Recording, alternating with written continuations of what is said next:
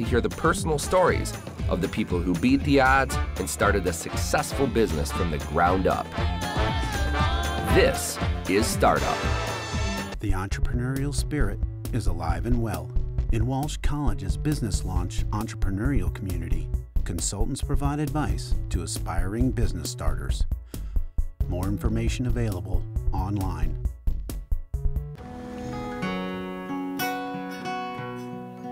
The Chevrolet Volt, an everyday electric car with gas for longer trips.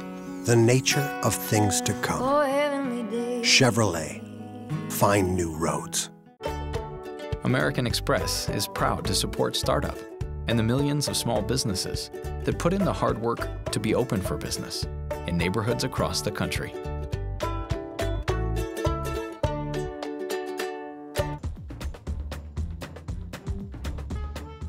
We're in the Bucktown neighborhood of Chicago right now, and this place is awesome. There's all these little shops and restaurants and boutiques, and nothing epitomizes the entrepreneurial spirit more than the two guys we're going to talk to, Brock and Prosper, who started Vivid Braille. Personal income and fashion trends drive demand for clothing, and the profitability of individual companies depends heavily on effective merchandising and marketing. Small stores can compete by offering unique merchandise, targeting a specific demographic, providing superior customer service, and serving a local market. Brock and Prosper actually make and print the clothing in the front retail space, a practice that differentiates them from other local clothing boutiques. What's your name and where do you live? My name is Rita, I'm from Bucktown. And is this your first time at Vivid Braille? No, I come here quite often. Everything is like hand-picked. I like the art, I like the scenery, it just feels like home. You can't get these things at a department store. Vivid Braille, I want to know about the name, I want to know how it came about and your philosophy for this business. It started many years ago in Michigan. I just had this passion to do something big, something beyond myself. I was never cut out for a job. We could go on about the jobs that I've lost or did not work. Yeah. I would start to sell my line to stores in Detroit. And then from there, we would do trade shows in Las Vegas and New York and just kind of build the brand that way. About 2.5 years ago, I decided to move here. Brock and Prosper chose Chicago's Bucktown neighborhood because of the affordable rent, the high population of young professionals, and the existing reputation of being a boutique shopping district. It's always been a passion of mine to have more of a direct relationship with my customer base, and I was just really getting tired of having to deal with all those different people between me and my consumer. So I always was really intrigued by having a retail location, and so we did something that's not only a retail location, but also serves as my studio space. So I create here, we do a lot of manufacturing here, and it just makes a really cool ambiance for the store. This is a 4-color screen printing press. Take a black, looks like a medium t-shirt.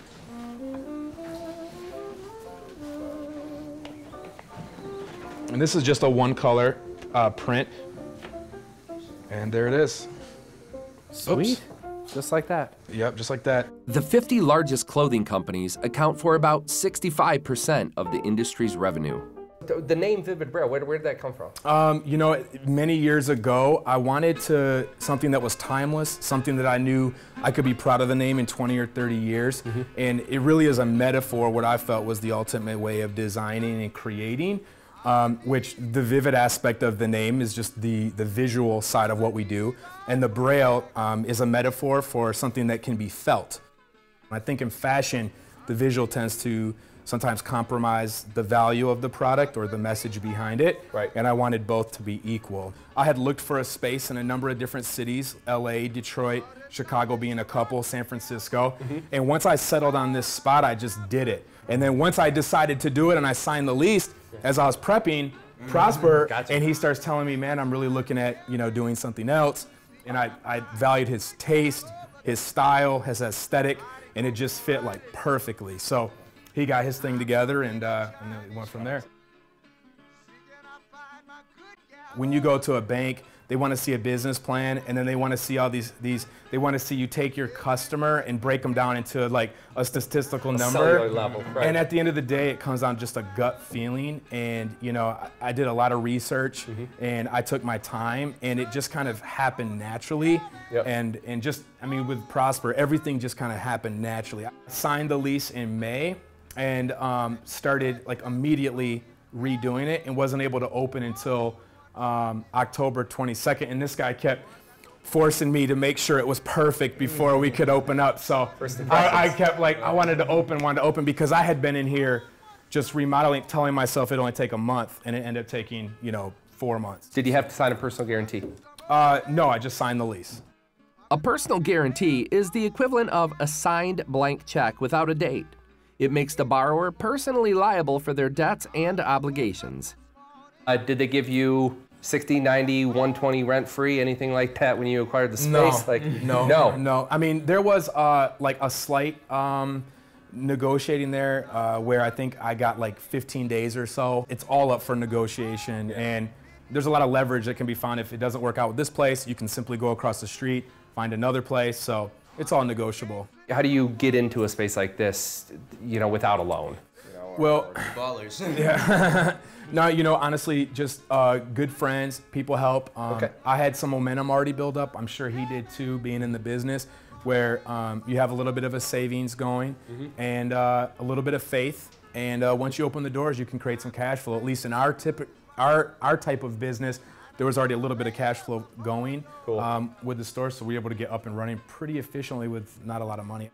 The average U.S. consumer spends around $250 per year online on apparel. This category has seen a 30% annual growth rate.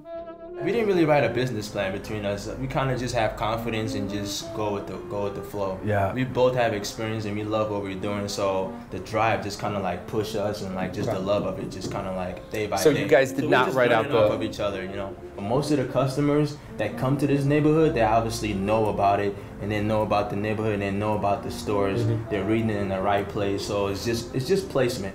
How we market is just the right placement. So everything about our business is about authenticity, craftsmanship. So fortunately for us, we have to be very authentic in our marketing approach. You won't ever see a huge billboard with the Vivid Braille logo on it. I don't foresee that happening. It just wouldn't make sense. For me to be able to do this and be able to see customers come in and interact with my product, the stuff that I've done, made with my hands, there's no better feeling. So it's fun. It's a lot of work, but I'd rather, if I'm gonna go down, I'd rather go down on my own terms than go down on someone else's terms, and so that's how I look at it. So how much of this comes down to like supporting local business? You live here in Bucktown, there are local businesses. Does that have something to play into it, or? Yeah, because everything is actually American made. Everything is produced in Chicago or Detroit, and that's what makes it even more special. Man, what a cool concept. And it just goes to show you, you take a couple of guys that have individual, very unique and valuable skill sets and put them together in a space, and they come up with something like Vivid Braille. Log on to our website and click the link for Vivid Braille.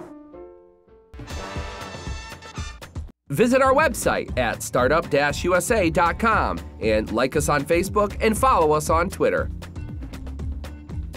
What do you call organic food? What did they call organic food in 1950? No idea. Food. Exactly. Exactly.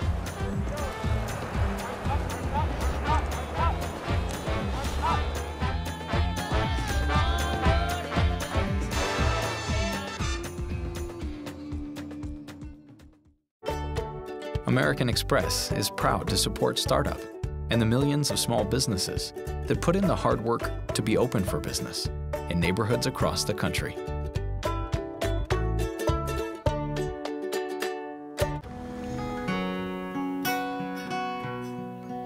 The Chevrolet Volt, an everyday electric car with gas for longer trips.